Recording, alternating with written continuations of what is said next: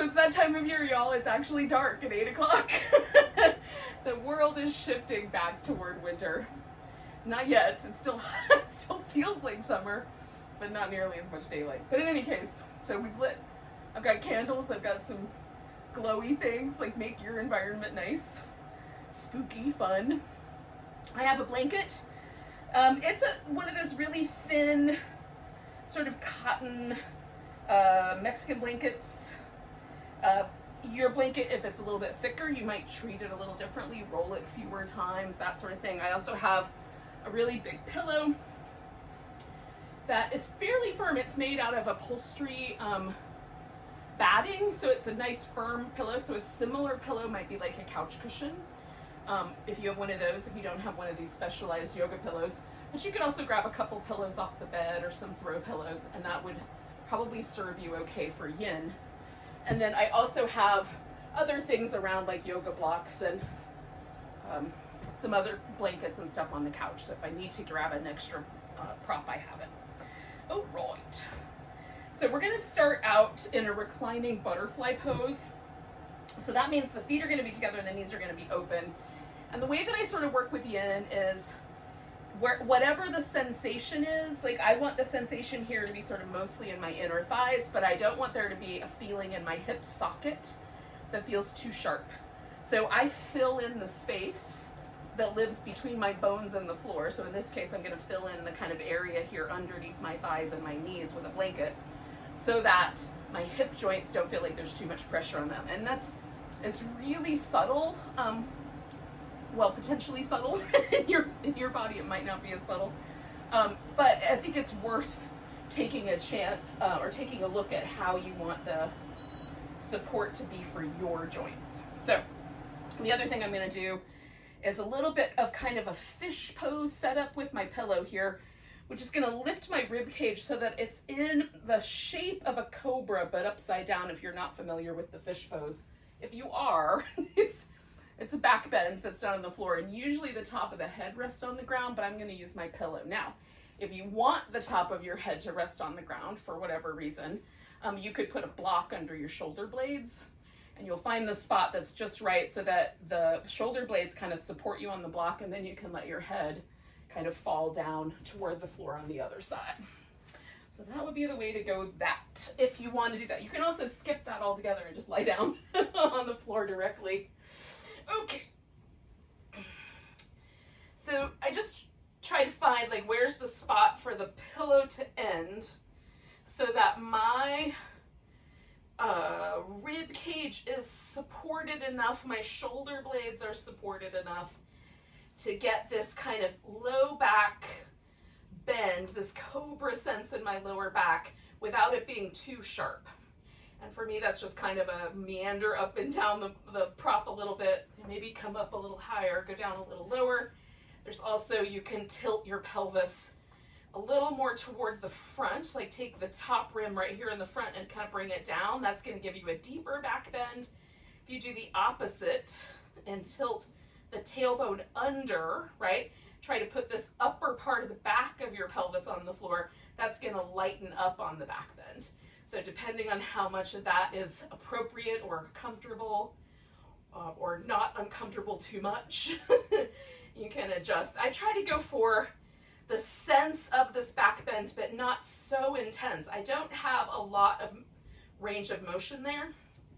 My bones catch each other fairly quickly in that lumbar area. So if I try to go too far, it just puts lots of pressure in the bones themselves and it feels really crummy.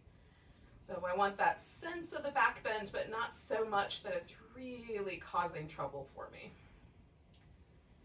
And that's true for any of the back bends we might do, the pigeon pose, the cobra, the sphinx, this kind of version of the fish, a bridge pose, anything that might happen in yin. You want to, kind of adjust and decide how much is the right amount, because we stay with the poses for a while. And we're going to stay with this guy for about another 3 or 4 minutes.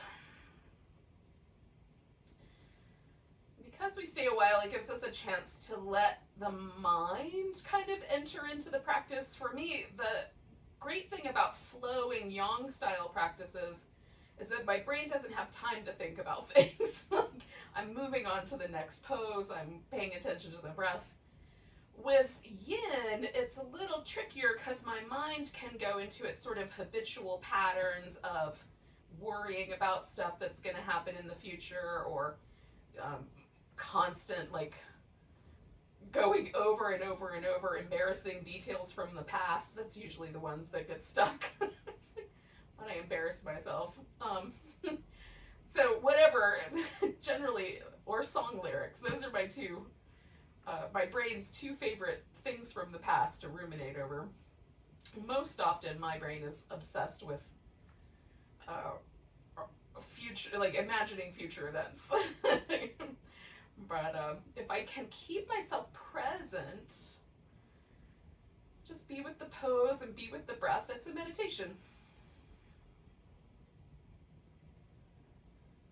And it helps sort of reprogram my brain, my mind, to spend a little bit more time appreciating the present moment.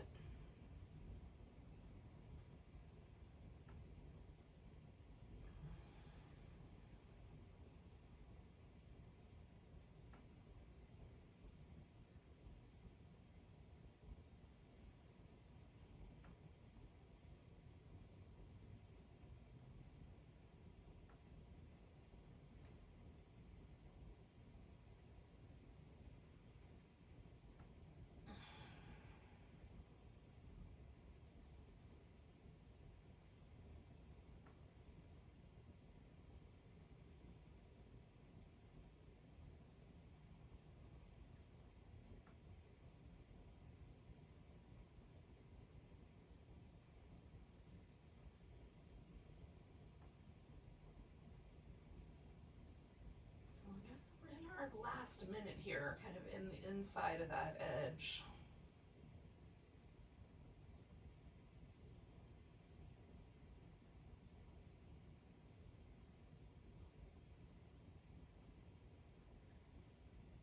I'm trying to sort of appreciate and acknowledge the place my body has come to over the time I've held the shape. And if it feels like the shape has gotten too spicy or uncomfortable, then come out earlier than when I call the time. Like, it's okay, I'll try to give you some little signposts along the way. Like, we've been here for 1.5 minutes or 2 minutes, or we have 1 minute left. Those are good signposts. And if you realize, oh, I should come out early, then do. And then, if it's feeling good, stay for that last minute and just become more aware. So I'm gonna bring my knees together. Ooh, and that's gonna be the start of my ending this pose. And then I'm gonna sort of slide down and roll to the side, a little bit of both of those, to gently get the pillow out from under me.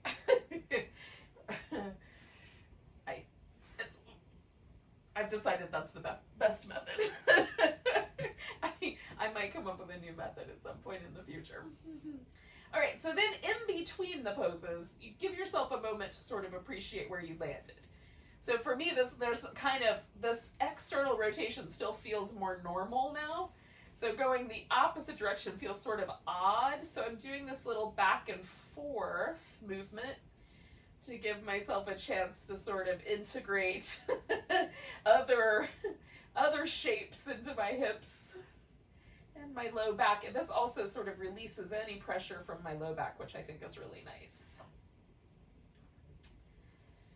All right. So we're gonna do a twist. Now, the twist can be really, really simple. You can just stack the legs on top of one another.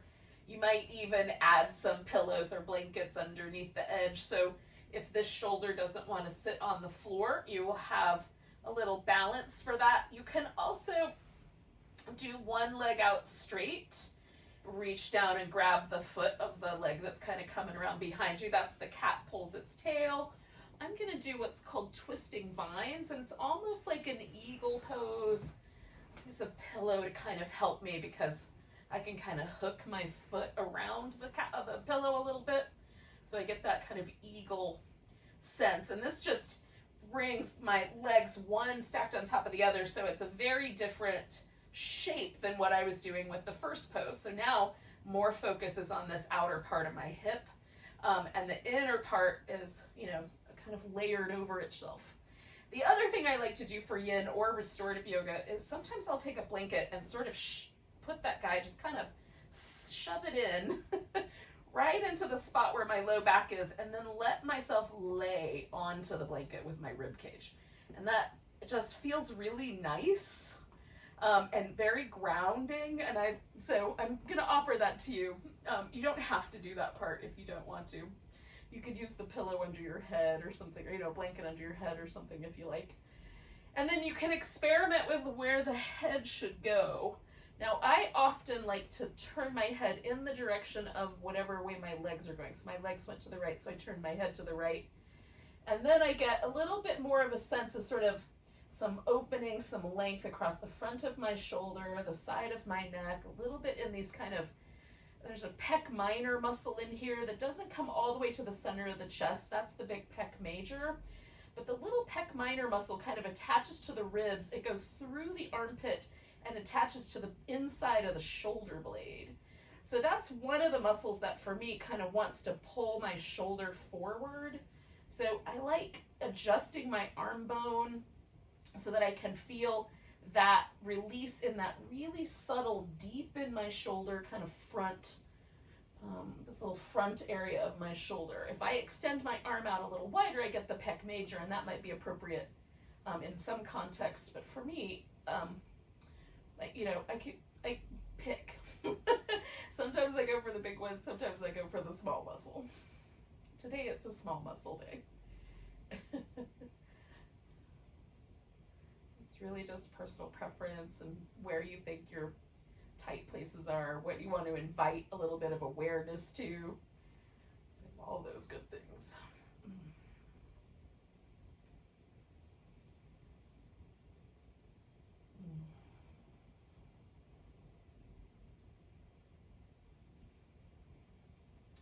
Now we're going to settle in for a couple more minutes here.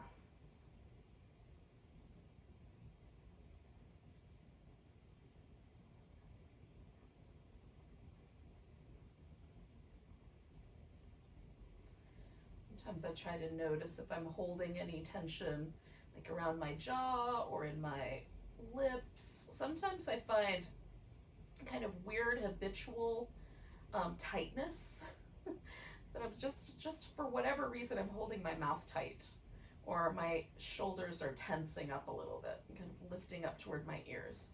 So I try to find, if I catch myself with those little pockets of tension, I try to let myself relax. Sometimes it has to be intentional relaxing.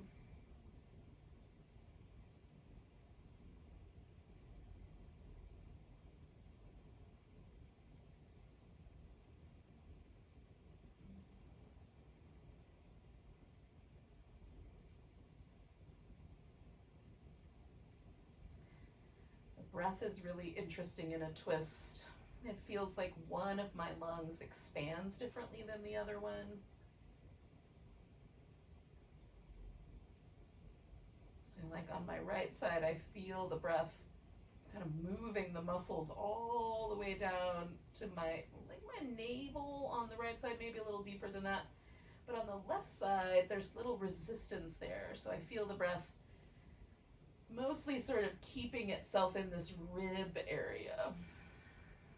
Now the breath is just going into the lungs, but it's really the muscle around it that's responding to the movement of the diaphragm and the pressure in the lungs themselves that I'm feeling.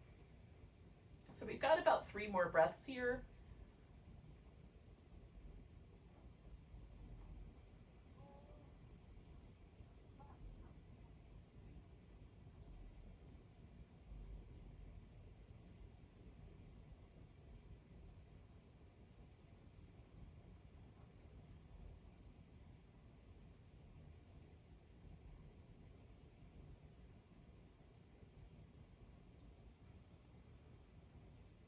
So first thing I'm going to do is kind of scoop this blanket out from behind my back so that I have room to roll.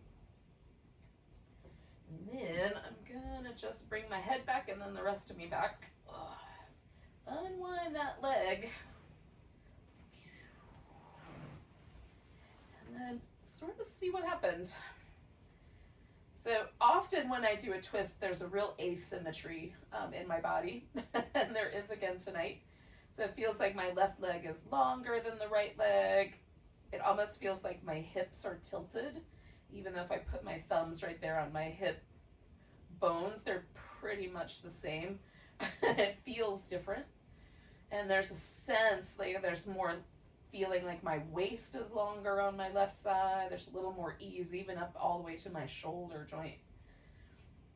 And so I like just noticing those things. I also find that very helpful if the sensations that I get after a pose are sore, or there's tenderness, or there's like just a feeling that you went too far. Listen to those sensations as well, and then modify when you do the pose again or do the other side. So again, I'm going to kind of wrap one leg around the other. I'm also going to employ the pillow again on this side, so I have something to kind of hook my legs around. And I'm just going to play with where the support goes, so I've got it just right. And again, I'm going to use this little grounding sense of the blanket in my lower back so I can kind of lean into that. And I'm going to try to find that sense in my shoulder that's really subtly, mostly in this area, right? So not as much across the chest again.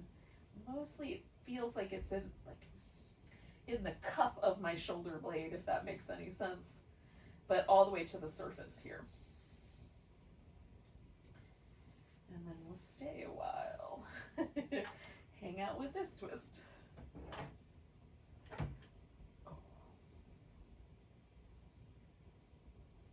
One of the things I like about yin is that we're not in any kind of hurry. That feels really nice. I often feel like I'm in a hurry. I'm almost always running late for things. It's just, I have this sort of optimism that I can get so much more done before I leave the house than I actually can. That I always am pushing myself if I have somewhere to go or somewhere to be.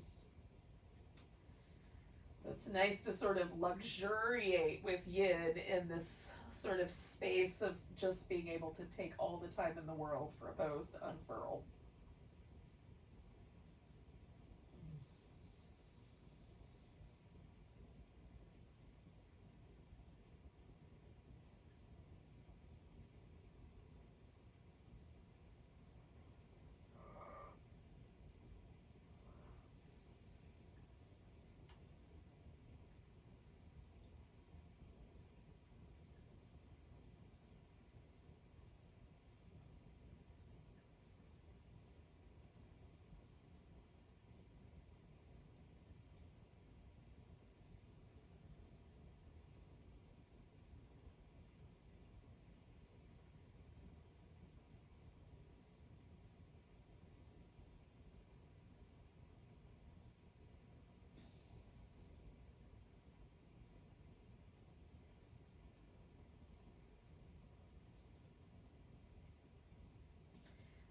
Stay for about 2 more minutes, somewhere in that range. Again, I'm just sort of noticing any pockets of tension that I'm carrying, trying to release any of those. Sometimes my brain loves to stay focused on worrying about the future, so that often creates layers of tension in my body that have to slowly be discovered and released.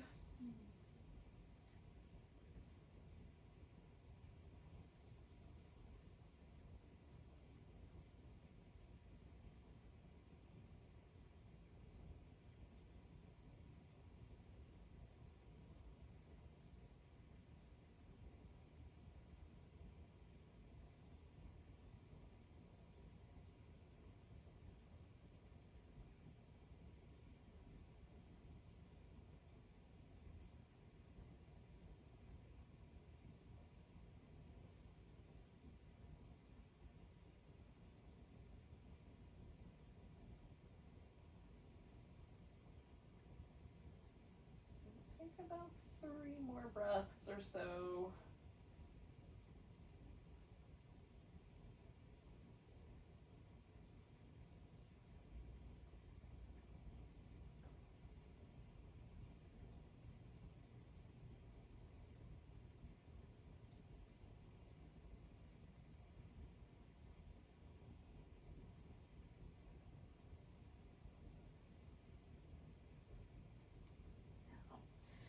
Kind of slowly unwork this again. So kind of remove the blanket, let myself sort of slide back to the center here,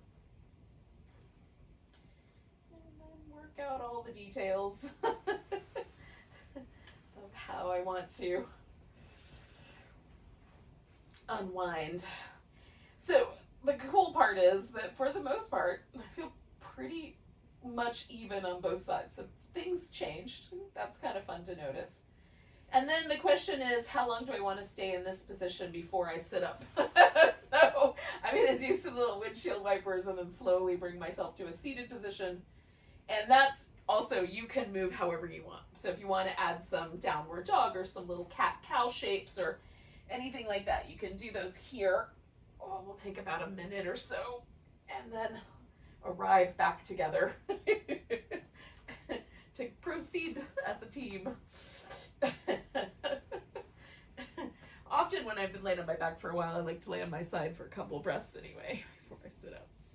Just keeps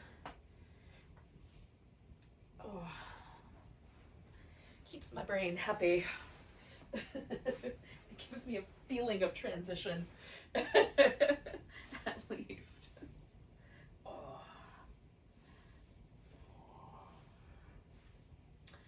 Even though I kind of really love to go deep, deep, deep into the yin nature of this practice, it's nothing wrong with a little bit of movement. So add it in as you like.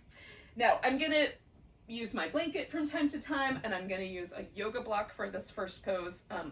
Again, pillows work, whatever works best for you. And this shape might have to be a little bit different for each person. So some people are going to find that this shape works best if they stack their knees really close to the center line. Some people may find the shape works really nice if they stack the shins more like 2 little flat logs, one on top of the other. And then some people may find that just sitting cross-legged and bringing the thighs as close to the middle as possible, so you've got as close to parallel or even a little bit in at the knee, more almost kind of heading towards a triangle here. That's going to give us, again, kind of more of a focus on this outer hip. So we're just taking the last pose that we did and we're kind of doubling it. At least for me, it's sort of a doubling. So you'll find the right shape. And you can always go back to laying on your back, cross the legs, and maybe hold onto the ankles or the shins or the thighs, and do it that way as well. Okay, so the way that I work this, so it's as comfortable as possible and still gives me the sort of intensity that I'm after, is I take a block and put it in front of one of my knees, and I rest my ankle on that. So now this angle is a little wider. That's a little more comfortable for this knee, but I've got my thighs as close to the middle as I can get, so close to parallel as makes sense. And then I just fill in the empty space here. And sometimes I find leaning back even is the best shape. Like it's the least amount of pressure on the knee, but I still have this lovely shape, the lovely sensation out here on the outer hip. And then if I tilt forward, this increases. And you can, of course, tilt so far forward that you either lay on your legs or your elbows rest on the floor, whatever happens first. But you don't have to. If you feel sensation along this outer hip, and I feel it most on the leg that's on the top, a little bit on the leg that's on the bottom also, but mostly the top one. If you don't have to fold forward, don't. Like, do you feel it? You're there. Stay right there and breathe. And then sometimes it will soften, like the sensation will slightly go away. And then when it does, you lean into it a little bit more, if you want to. It's up to you. It's your practice, man. I like to think of myself almost sort of like the bass player or the drummer in a jazz band, right? We're all in the band together. And I'm the person who's decided what the groove is. And the groove is the groove. The bass player plays a groove or the drummer lays down a rhythm. Like, that's the groove. That's what you're going to stay with. but you have your own instrument to play. And in a jazz band, things can get kind of creative. Like you can play a solo. you can go off a little bit on a tangent and kind of wrap it back around. You know, there's a little freedom in a jazz band, but you never really leave the rhythm behind. So that's the idea. I kind of think about yoga class that way. I'm going to lay down a rhythm, I'm going to make some suggestions, and then you play your own instrument the way you want to. And we'll stay a while. So you have plenty of time for your solo.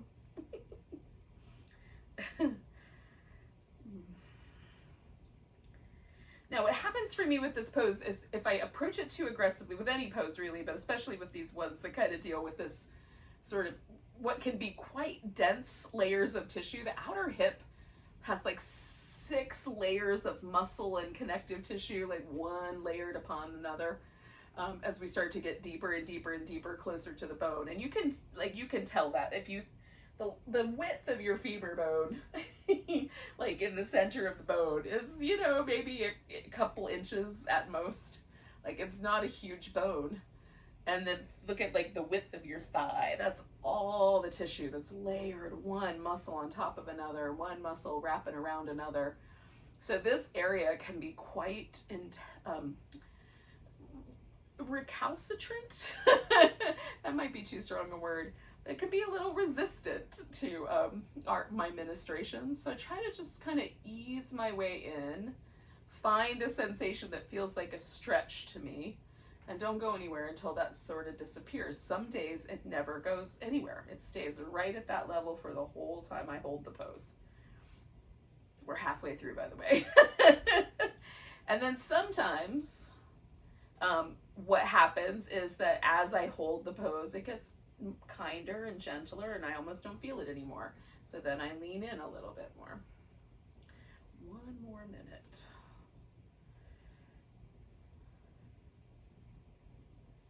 So again, this might be that last minute where you're like, yeah, I think I should bail.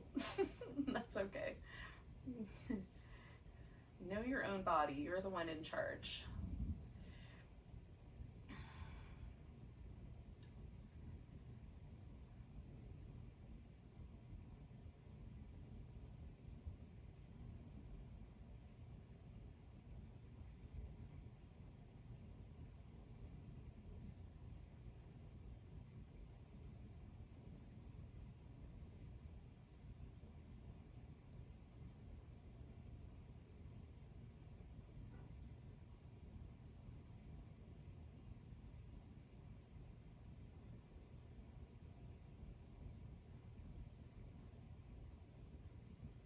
Yogis, we're going to take a nice big breath.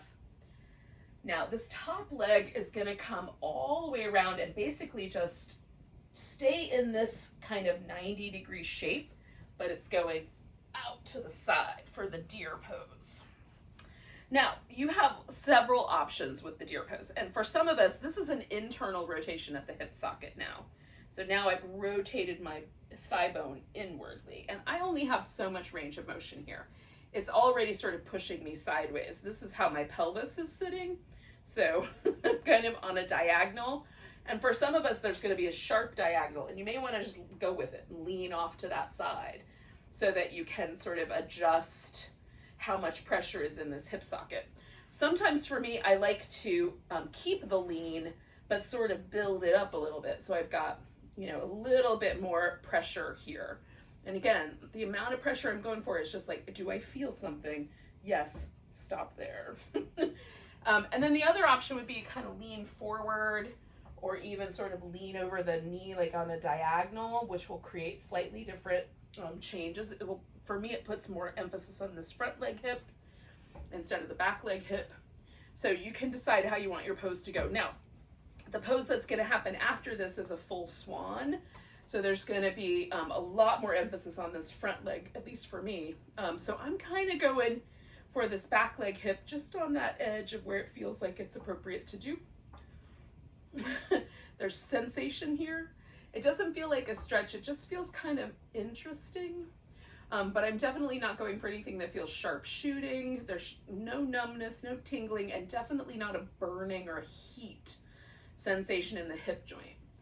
that indicates that I'm doing things to the connective tissue there that I should probably not be doing. Over time, I will pay for that. So keep it right on the edge, just right at the edge of feeling it.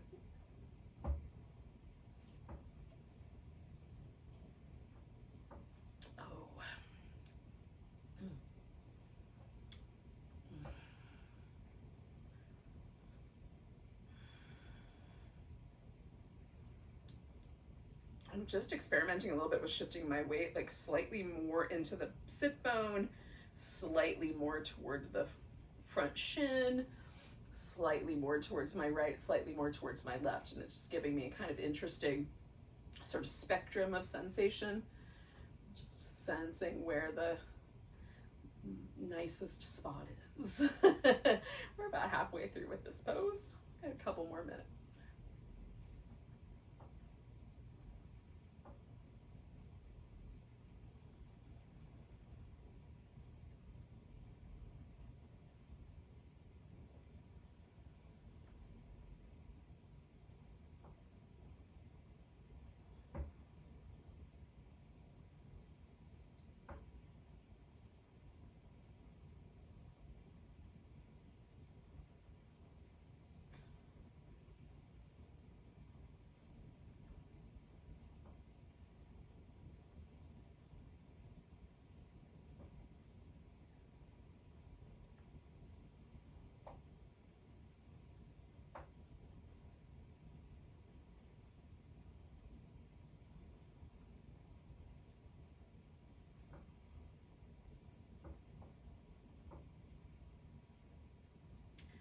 Got those last minute here, and again, this might be the point where you realize I think it would be appropriate for me to come out of this pose and move around a little bit instead of staying with it for another minute, especially if this internal rotation is really tricky.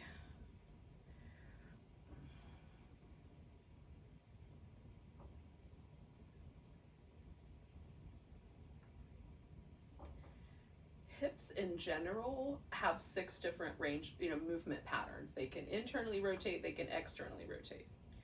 You can adduct your leg, which means you can take your leg and bring it across the midline, so the hip socket will allow you to bring the femur bone across the midline of your body, or you can abduct. The leg will go out to the side, it'll get taken away.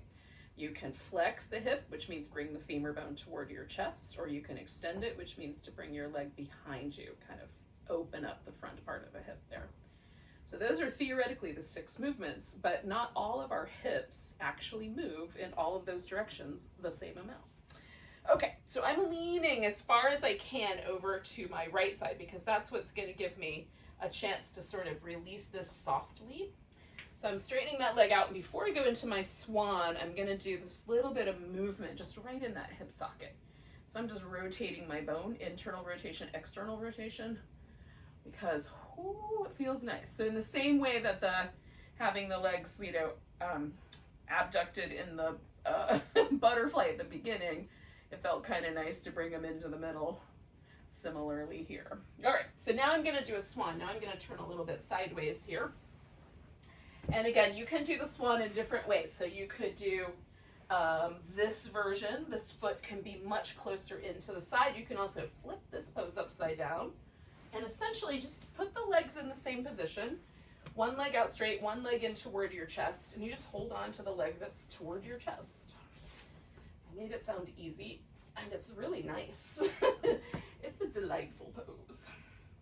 So a lot of yoga poses, if you just turn them 90 degrees or turn them 180 degrees, if that makes sense in your brain, you can make a pose really doable.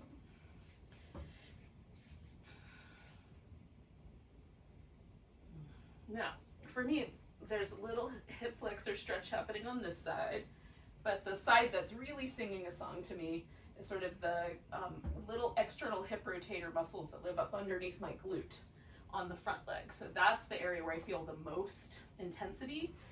If the area where you feel the most intensity is the hip socket, you may want to change the pose because we're definitely not trying to cause any trouble there.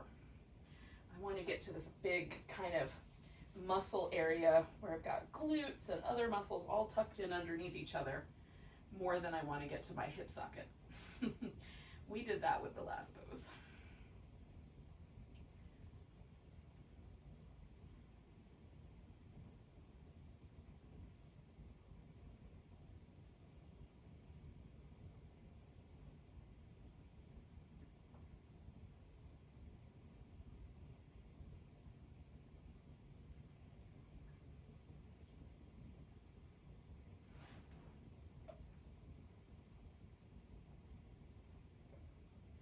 Now I've sort of propped myself up so I have a little more of a back bend, because we don't have a ton of back bends in today's practice. So I like I like that shape.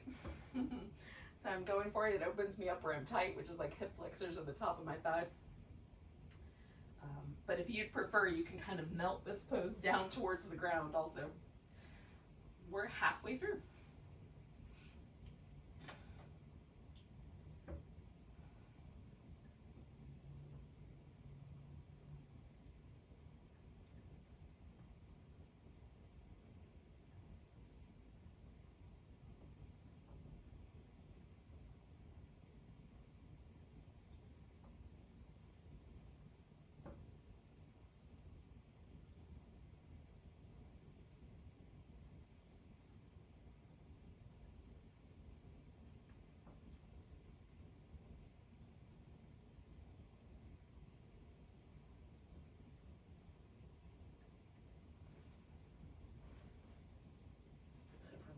Minute we're going to spend here, I'm going to kind of prop myself up a little bit more into the back bend, but that is not a requirement.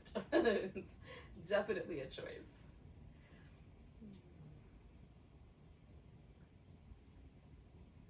For me, it emphasizes this stretch a little bit more, and that's kind of where I'm at.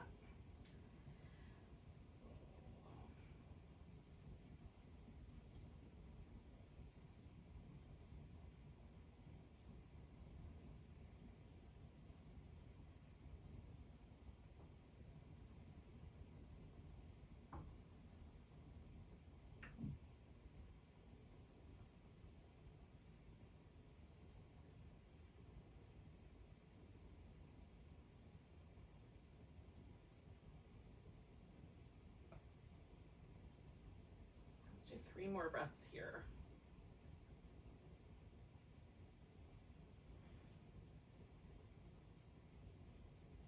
Now, I'm going to lean a little bit forward just so that I can get the blanket out from under me. I'm going to lean all the way into my front leg hip and bring my back leg hip or back leg around. All right.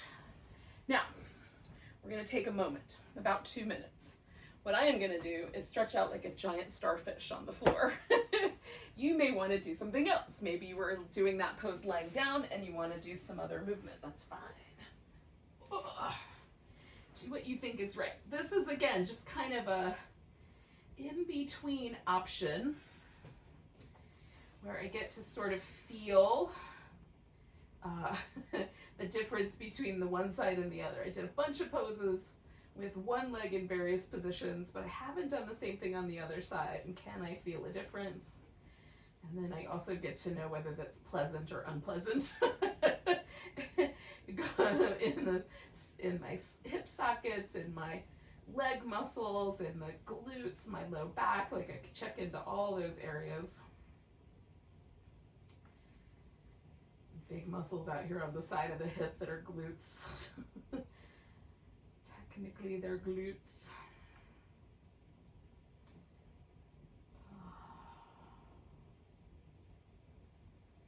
I'm always sort of amazed at how quickly 2 minutes goes by when you stretch out like a starfish compared to the 2 minutes that takes to get through half of a pigeon pose / swan pose, as they call it in the yin world. Oh, so this is a deep kind of outer hip practice. We're going to balance that with the inner thighs. So the kind of acupuncture areas that we're working with are the gallbladder and the liver. Now, when we're dealing with yoga poses, it's not the same as acupuncture or acupressure. Those are much more direct.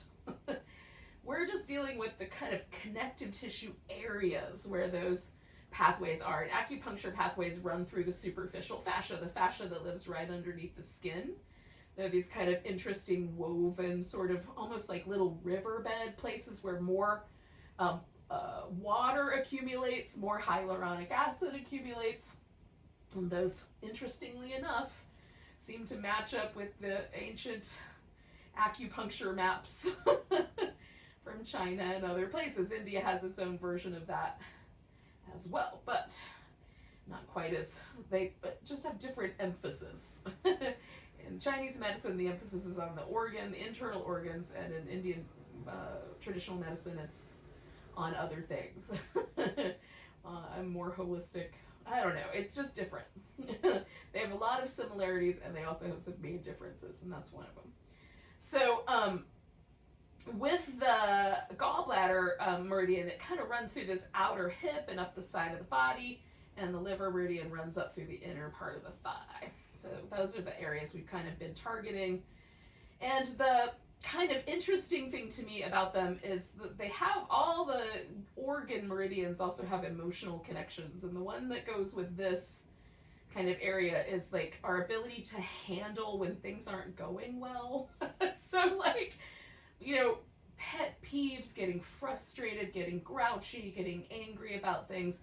Balancing these channels keeps us on a more even keel. And, you know, so it's helpful sometimes, I think, when things are in transition. Kids are going back to school, things are changing, the weather's changing, we might get, you know, it's nice to give ourselves some balance there. All right, yogis, we're going to come back to sitting and we're going to do the other side.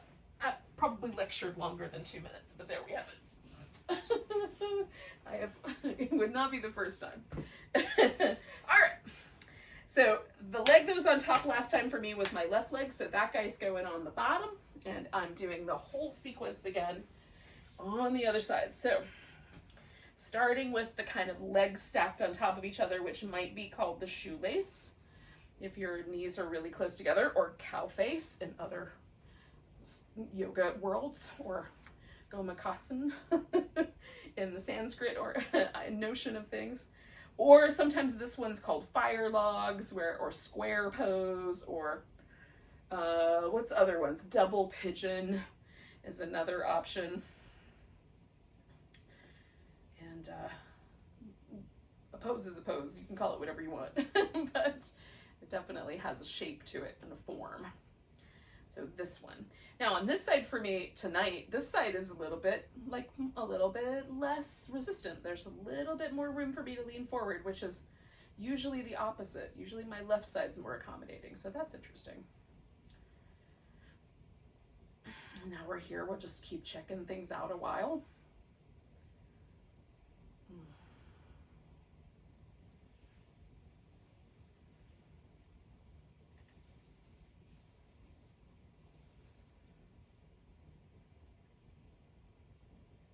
Just sort of, I like to play with the pose a little bit, see what happens if I lean my weight slightly back, slightly forward, slightly left, slightly right. Fairly subtle shifts can make a big difference.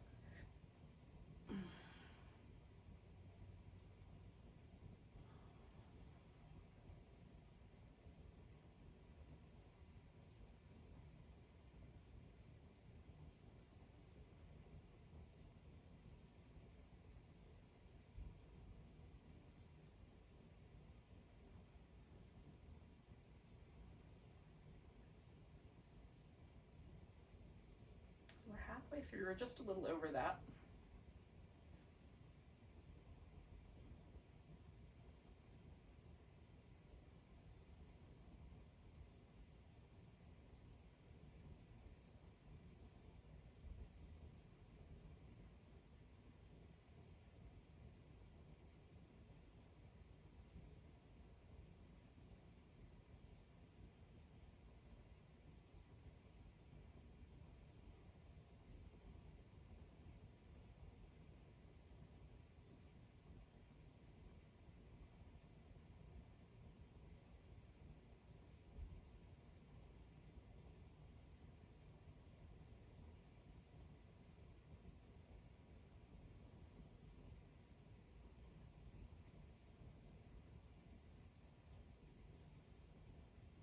So we're at the point where we're going to stay for one more minute as a team, collectively, or not.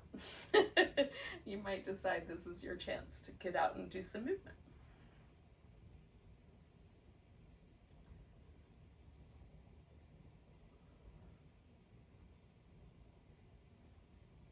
Since this pose is letting me lean forward a little bit, I'm taking advantage of that, kind of dropping my chin a little bit and kind of stretching these muscles on the sides of my neck that connect my shoulder blade to the base of my skull. It's one of the two muscles that sort of help hold our skull over the properly on the neck vertebrae. Kind of balance it. So one comes up from the front and one comes up from the back. They sort of make like bridge girder on the side of our neck there. It's a slight exaggeration of the shape, but not totally off.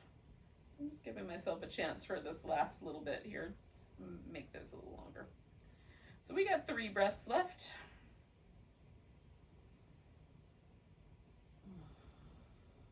Feels like I'm making them longer anyway.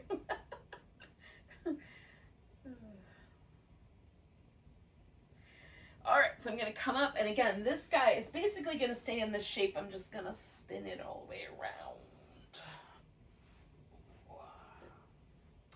And that's my deer pose.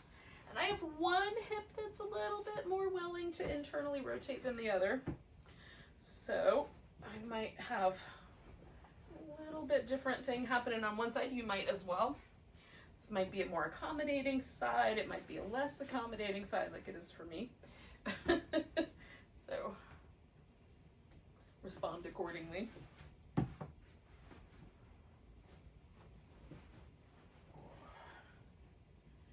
myself a kind of little bit room to kind of lean a little bit back, a little bit forward, a little to the side, more or less. Try to find a spot that feels like I've got like a nice pleasant amount of pressure in my hip socket. Not too much, not too little. Definitely, I don't want anything to feel like it's traveling down to my inner knee. So if that's the case, I want to back off of the hip a little bit. So if the hip won't go where you're trying to make it go, it'll transfer the load down or up into your lower back. So if you feel it in one of those kind of directions, I would suggest backing off a little bit.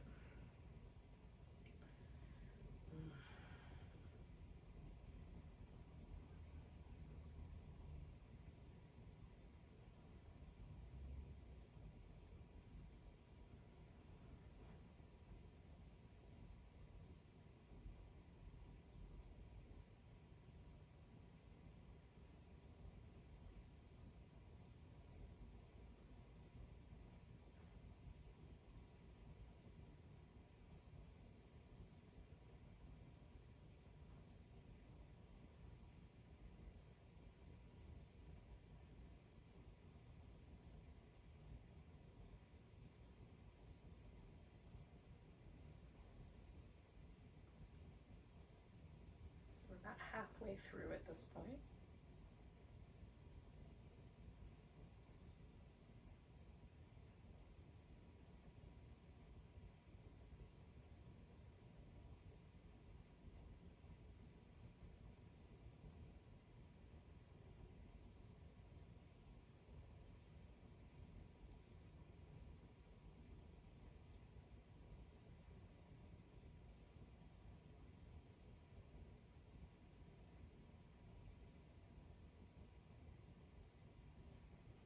Stay for about another minute here, yogis. This might be the time where you want to kind of escape. That's cool.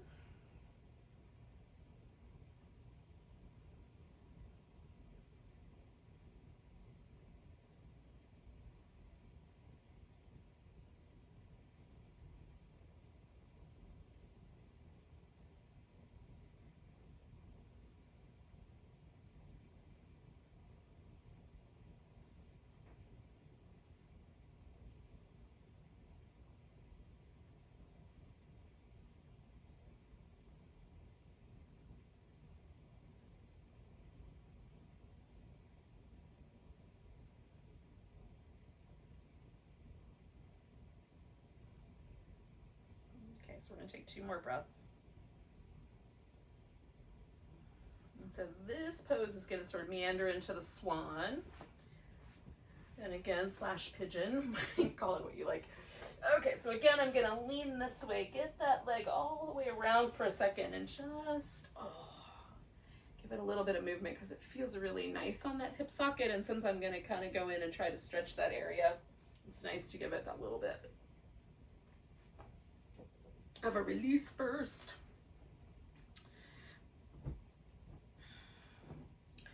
All right, so you don't have to emphasize that area. You can emphasize the other side with your swan or your pigeon, upside down, or, you know, right side up, front side up, front side down, however you want to think about it. Oh, so for me, by kind of propping myself up a little bit, I more emphasize that stretch, although the other stretch is there too, friends. I cannot lie. Oh, goodness. All right, I'm going to settle in for a bit.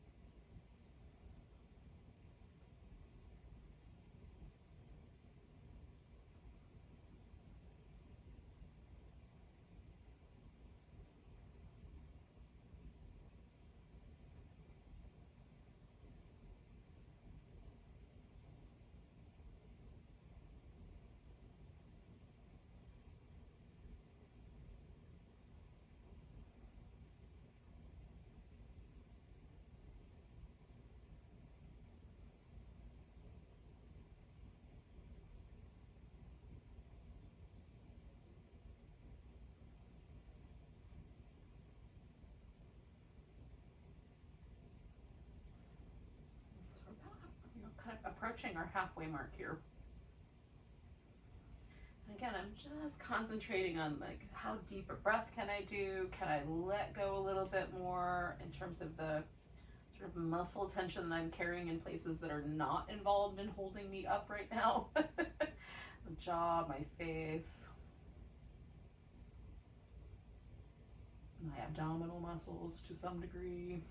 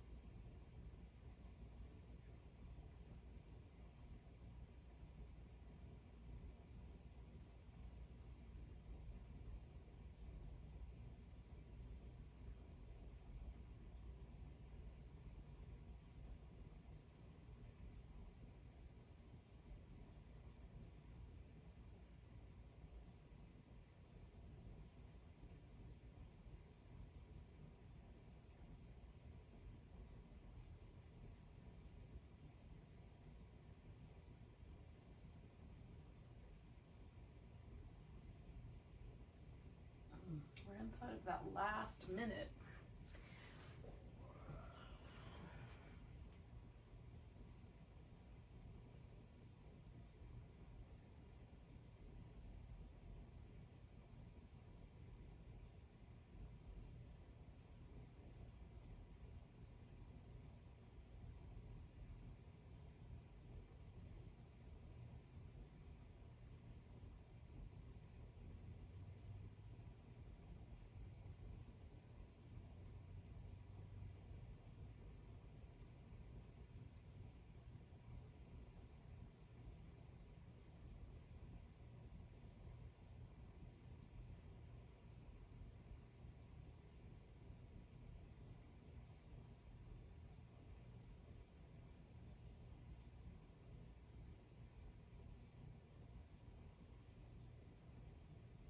Okay, you guys, we're gonna take 2 breaths. Now, I'm gonna kind of, again, slip my blanket out and then lean and bring this back leg around. And you can go back to the big starfish shape. You can just pause somewhere. I'm just gonna pause with my legs straight out in front of me for a second because it's gonna take me into the next part of this practice. You can do some completely different movement if that seems like a better idea.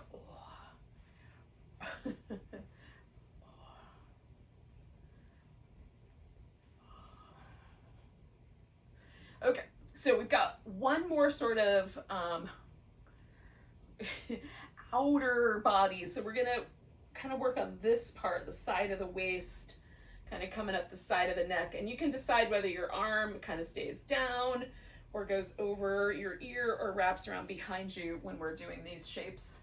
Now what I'm gonna do is leave my legs in this V shape for both sides and then go straight down the middle. But some of us, for the shape of our bones, kind of pushes the pelvis backwards when you sit like this. So if that's you, you have a couple of options. You can bend one knee for these two little side bends, right? Switch which side is bent for the side bendy shapes, and then do like a legs up the wall or legs up the couch for the wide V down the middle.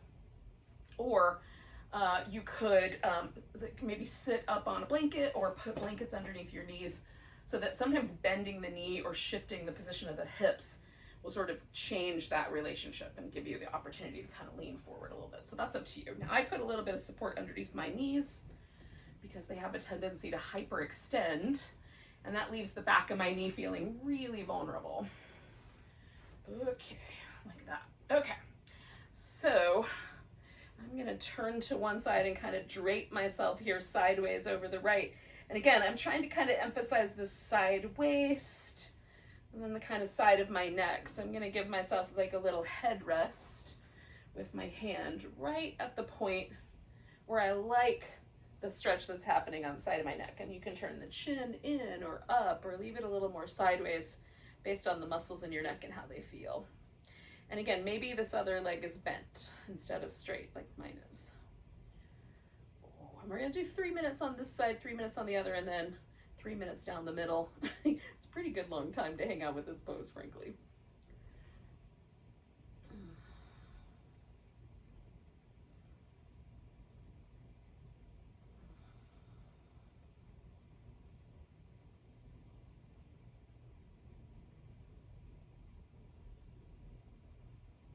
So the Gallbladder Meridian comes up the side of the body, and it's always depicted on the right in the drawings, but it comes up, kind of meanders around the ear on the side of the head, kind of up the side of the neck, kind of around where the jaw connects at the, kind of in that connective tissue where the mandible connects onto the skull. So there's some interesting little acupuncture points like behind the ear and in that area for that reason. If you start thinking about all the things that make you grouchy, maybe back off just a bit. Sometimes that does happen to me. It might just be that I generally think of things that make me grouchy. It's hard to say. So we've got 1 minute left here.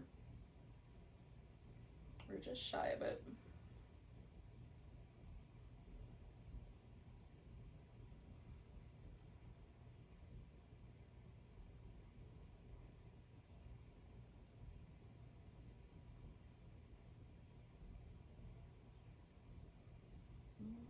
We're going to take 2 more breaths. Now the second breath I'm going to hold in, so my ribs are as full as I can make them.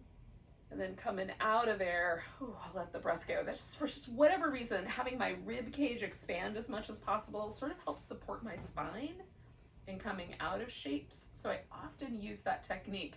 You can experiment with whether you like it better to use your abdominal muscles, like to exhale and squeeze the abs in, because that's another strategy for protecting your spine. Now I'm giving myself just a moment to sort of feel, because there's this sense that I'm still kind of leaning in that direction for a few seconds. So Sometimes it takes even as much as 30 seconds for it to feel like it's sort of correcting itself. So I'm starting to feel that shift. So I'm going to start kind of taking myself in this other direction here. And again, I did this hand behind my back kind of scenario last time, so I'm going to do it again on this side and see if I like it. Sometimes the shoulder's more sensitive to that, so I might switch it up. Again, just sort of feeling out what position on my neck feels like it needs the pressure, but other places maybe don't want the pressure.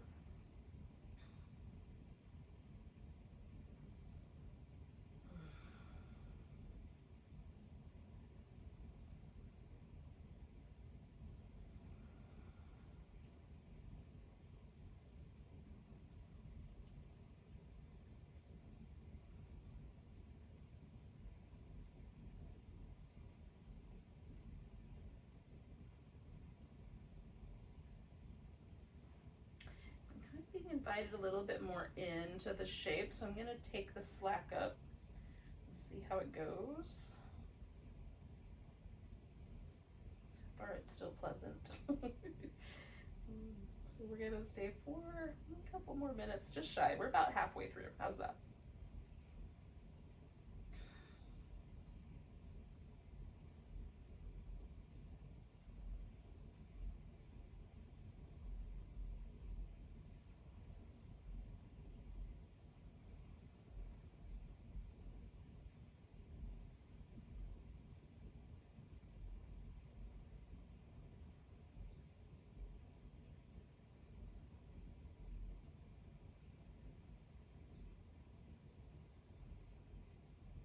We've got 1 minute left.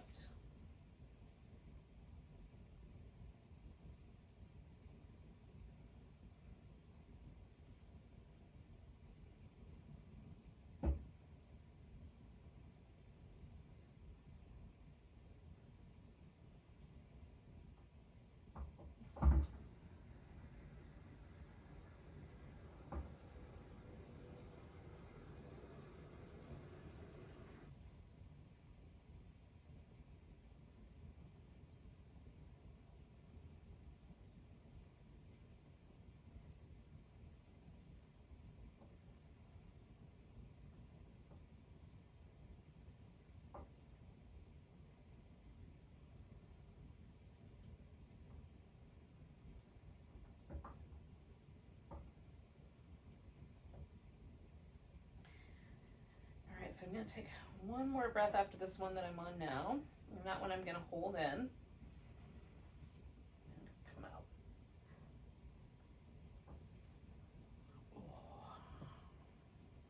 So again, I'm just going to fold straight down the middle after a moment here, 30 seconds or so, and I no longer feel like I'm leaning. And you, if you wanted to, could do the legs up your bed or legs up the couch, where you lay on your back and put your legs up in the air in this V shape. Just imagine like turning yourself 90 degrees so your back is on the floor. That's the shape. And then you can also do Shavasana, your final relaxation, by just kind of bringing the legs together and hanging out like that as well, if you like that strategy. Otherwise, I'm folding myself forward. We'll stay here for about 3 minutes. Again, this one's taken me back into the inner thigh territory much more strongly. Wrapping back around to the beginning.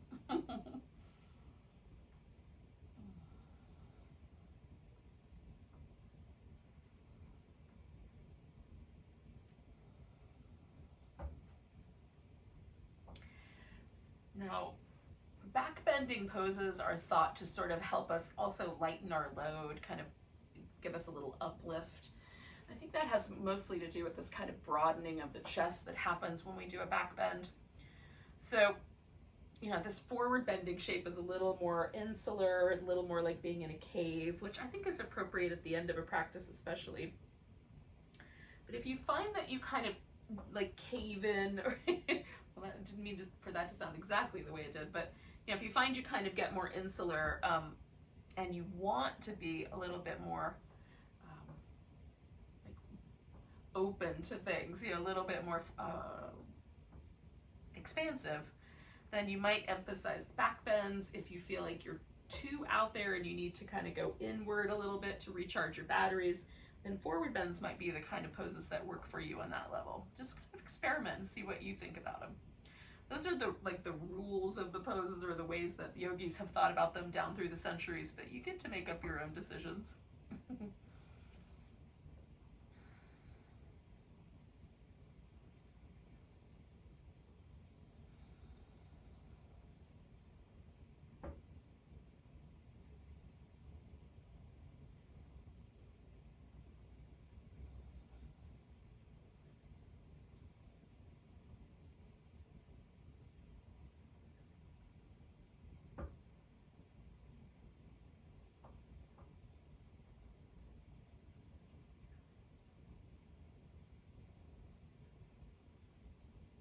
Let's just stay for one more minute, or this might be the minute that you sort of gently transition into the final relaxation. I'm going to stay and then I'm going to gently transition.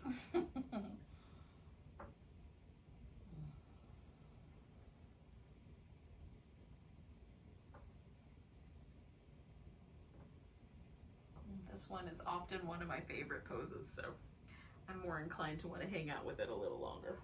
It's not true for everybody.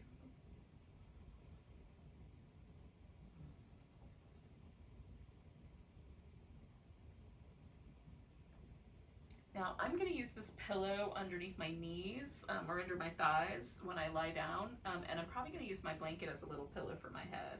So I'm going to make my final relaxation super comfy, but mostly lay on my back.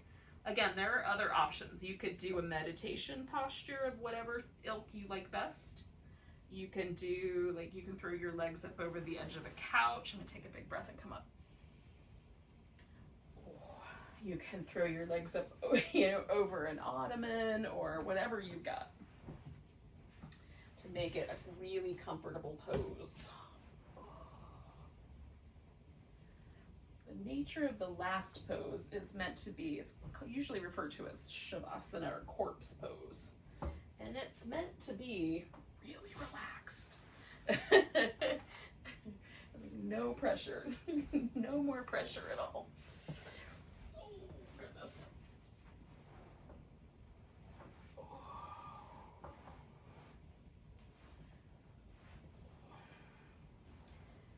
So this is a shape that my back is not used to making now, because it made the forward bending shape. So I'm just gonna ease myself out here.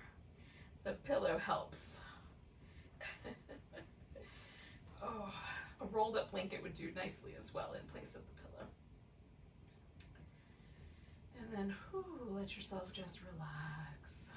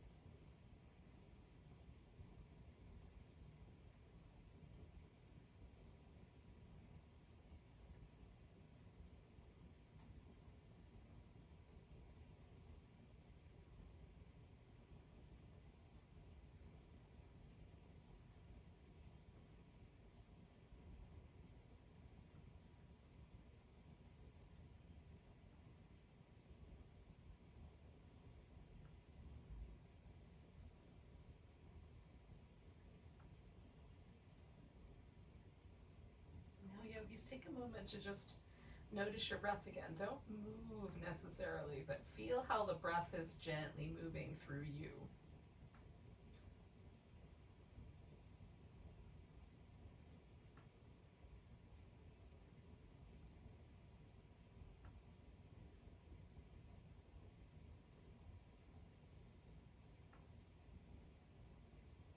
Breath has such a lovely, sweet, kind of almost oceanic rhythm to it. This little expansion, a little release.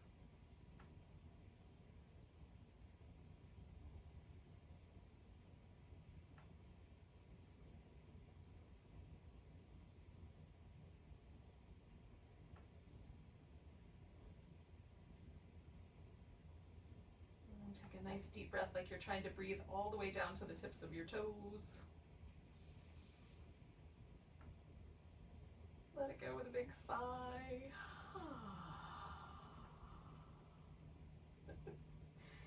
And when you're ready, you can start to wiggle and move around in whatever ways feel nice. I like to do fingers and toes at first, and then some wrists and ankles. And then give everything a big stretch. Weight or blocks. And then curl up into a ball. And massage my back against the floor. At least a few times. And then eventually come to sitting. Thank you for joining me for some yin yoga. I'm going to warm up my Namaste. Take all the time you need to come back to a sitting position. You can always pause the tape if you're watching it online. Take a nice big breath. And a big deep sigh. Namaste, beautiful friends. Welcome to the rest of your night.